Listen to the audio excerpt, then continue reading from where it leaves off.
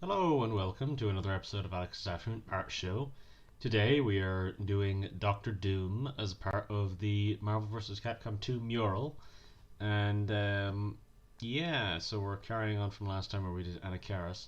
That was only yesterday, for me at least. A bit of a break, I suppose, in terms of the veneer that I've set up here, I suppose. A break of the universe. Um, yeah, you're generally not supposed to reveal recording time, but it doesn't really matter. I'm not telling you when I actually did it. I could, but I'm not going to. I'm just going to roll the intro now.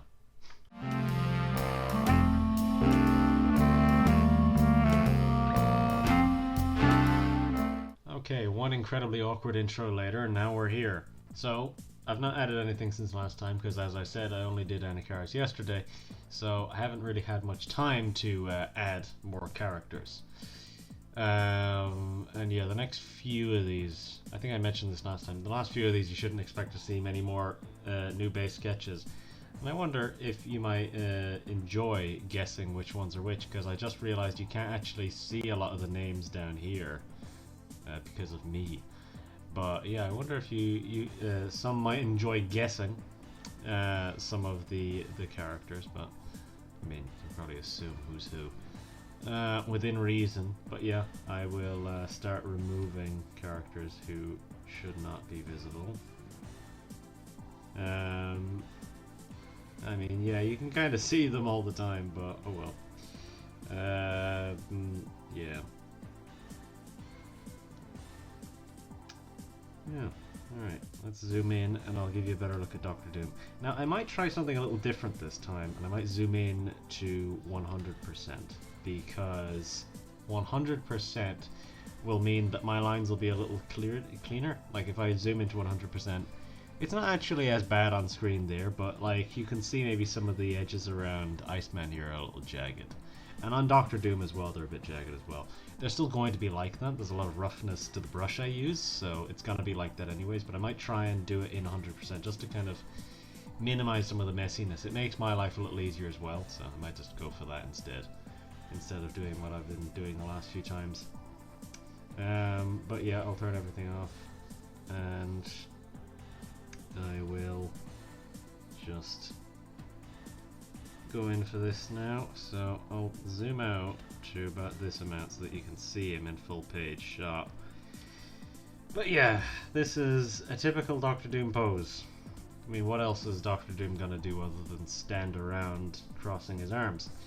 But yeah, I'm a big fan of Doctor Doom. I don't know if it's come up at any point, but I do greatly enjoy Doctor Doom. He's just a really good villain. He's good in that, like, typically, like, he's just evil. But he's kind of right sometimes as well. Depends on who's fighting him.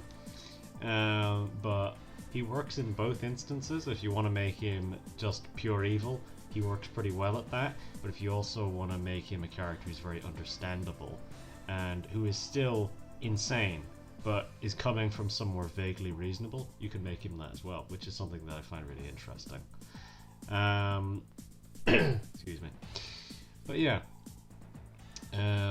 So this, yeah, I mean, this is realistic. This is just Doctor Doom's classic design, so there's not much crazy about it. I'm just realizing, looking at the reference now, that he's actually got these little elbow bits that stick out there, so I'll have to remember to put those in. But yeah,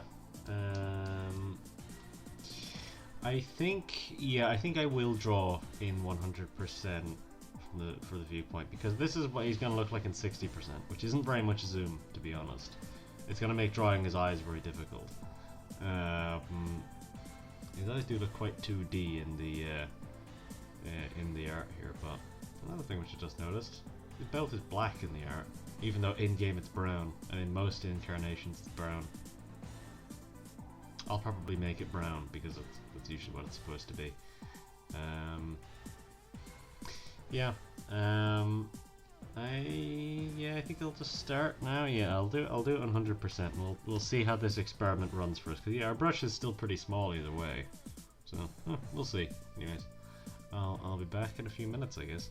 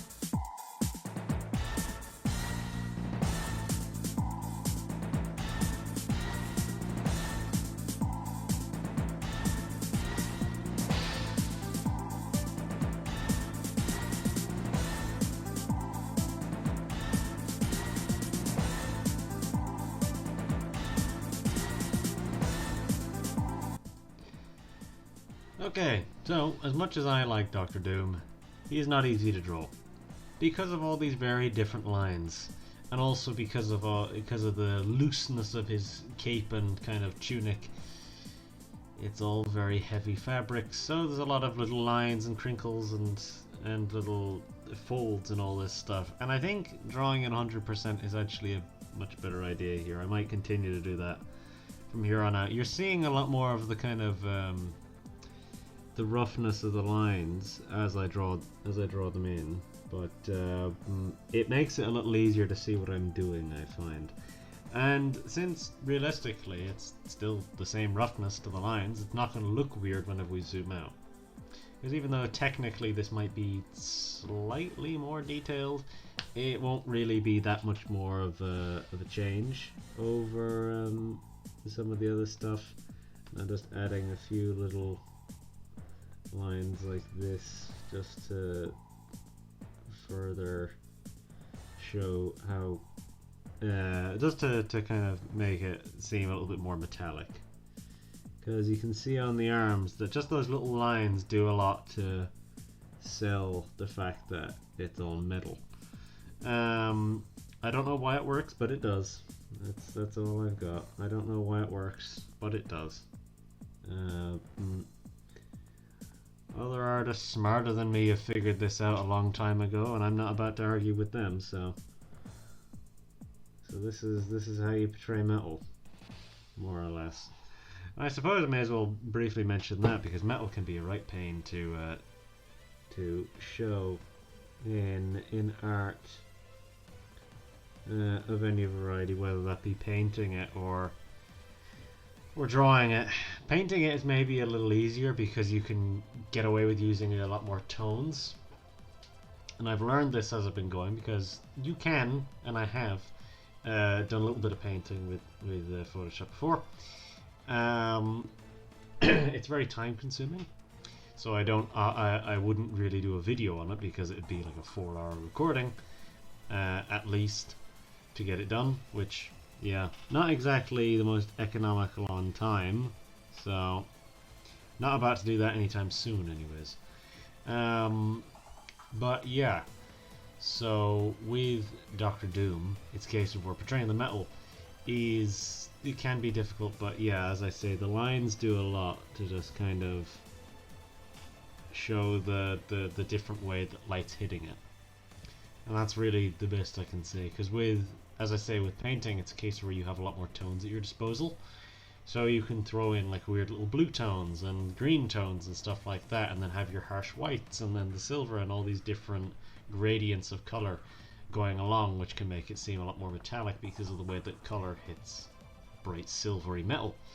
It can look very weird. So this is the thing. Whenever something's shiny, it often looks weird when light hits it. So that's part of it anyways. But yeah, I think I'll get back to it now. Alright.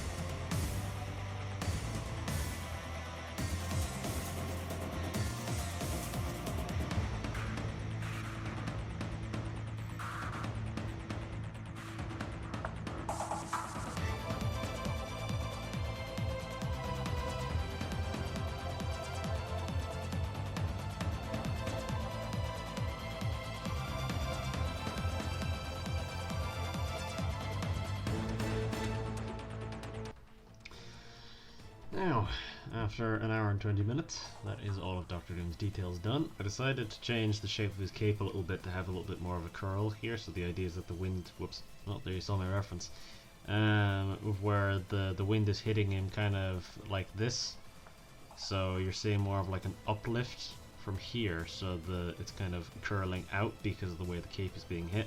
So you can even see here the cape is kind of funneling it, kind of like that, into the back of the cape, so you're getting these bits of where it's divoting in more. That's the general idea anyways, of where the cape is being pushed in a little bit and then flung back, so it's kind of pluming out kind of at the sides there, so it's coming at a bit of an angle. So that's the idea anyways, because in a lot of the art the cape is kind of going just all over the place in any old way, so I mean I'll keep it in a way of where it still looks dynamic, because I don't want it to just be kind of sat there, but I also can't have it be fluttering out too much because there'll be other characters, so it'll just make them look kind of weird if there's this kind of like green edge dangling behind them. It'll confuse the image, which you don't want. And yeah, I recognize that he should probably have his little pouch of where his gun, I guess, is, but I'm not doing that now. There's no need for it. I don't think it's visible in any of the art either. I don't think it's visible. In a lot of his incarnations he doesn't have it, but sometimes he does, sometimes he doesn't. In MarvelVs.Capcom 3 he has it.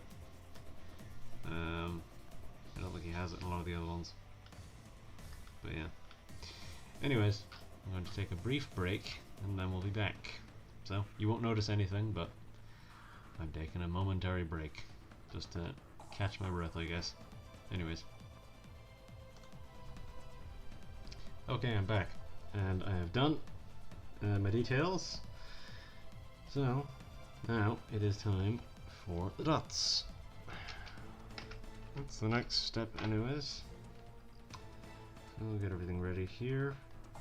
And yeah, I think I've said kind of a lot of the initial bits anyways that I wanted to bring up. We'll take this down to 20, and I think I will continue using the 100% zoom. I just think it's a little easier. I think it's a little easier to do, because 60% is a little minor, to be honest.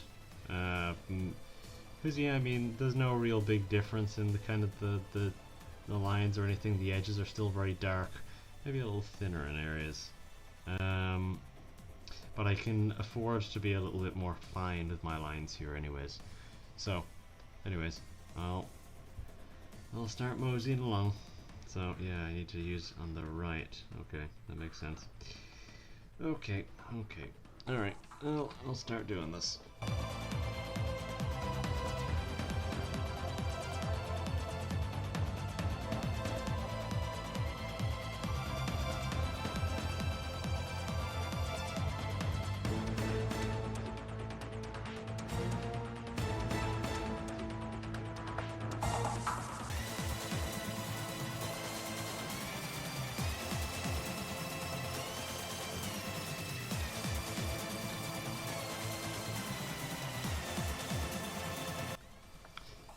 Okay, so there is our dots done. Doing dots in 100% is perhaps a little difficult. Maybe I shouldn't have done that, because I had to keep coming in and out and measuring stuff and all that stuff, so maybe that wasn't my best idea, but you know what? We've done it now, and we know in future that it's probably easier to not do that, so we know to avoid that in future. And so yeah, next is our colors. Yeah, seemingly we are actually, yeah, definitely we were going to want to start with the skin, because it's only like a little bit around his eyes that is visible, and that's it. So I'm going to want to turn on our background for this, because it'll just make our lives a lot easier. Do I just want to grab a skin tone? Will that be easier? He's got like a pinky skin tone, like a reddish skin tone, so I'll just grab a starting point, I think. I'll just grab Rogues. to use as a starting point, and then I'll work from there. So just move that down a little bit into the reddish spectrum, make it a little deeper, and there, and turn her off, and then go back to it. So within reason, yeah, I think we're going to want to stick to 100% while we're coloring as well. It'd make a lot of sense. It's primarily the eyes, that kind of area, that I need the 100% for. Because it just makes life a lot easier to do it that way. I don't have to think about it whenever I'm doing it this way. But yeah, let's get moving.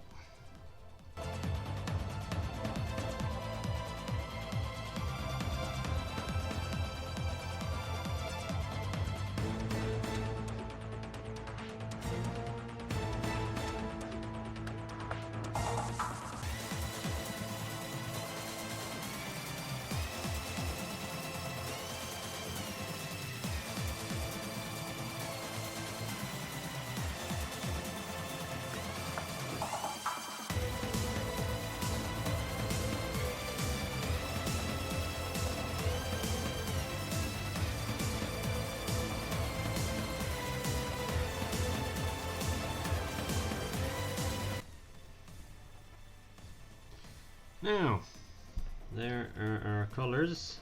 So, next on the agenda is doing our shading. So, that shouldn't take too long, and I don't think I'm going to need to go into 100% for that. Or no, I probably will for the eyes again. Just for that area around his eyes. Oh, God. Yeah. Oh, excuse me. Oh, yeah, you might be able to see why I take breaks now. Because these take a while. Because currently we're just about 2 hours in, and I've still got roughly, like, I don't know, like 20 minutes of video left to record. And it's nearly 7 o'clock, so, I mean, it doesn't start getting dark now until like 9:30, so don't really have to worry too much about light, but, yeah. You know, I'm gonna have to zoom in more. But yeah, anyways, we'll do this shading quickly and then come back for the light line, and then that'll be us. Okay.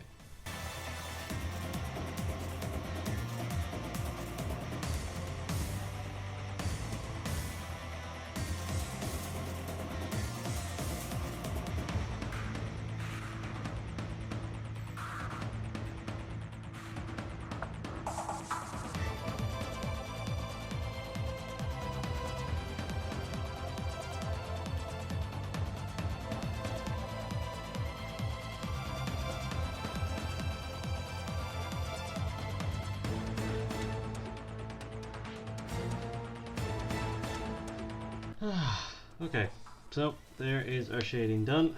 Now it's time for the light line, and then we're done.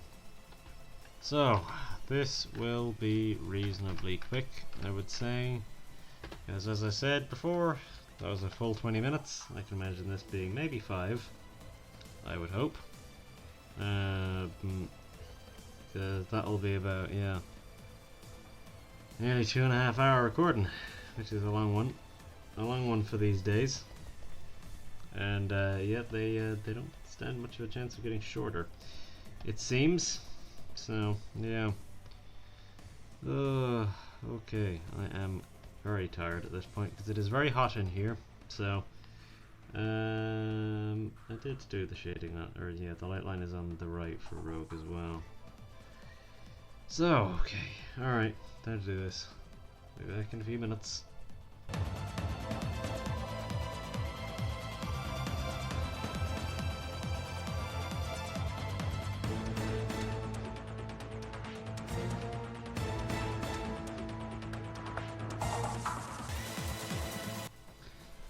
Alright, now that we're at the 2.5 hour mark, we're finally done. And yeah, that is the light line done. That is Dr. Doom finished. Oh, I'll save it here. Oh yeah, I am very tired now after having finished that.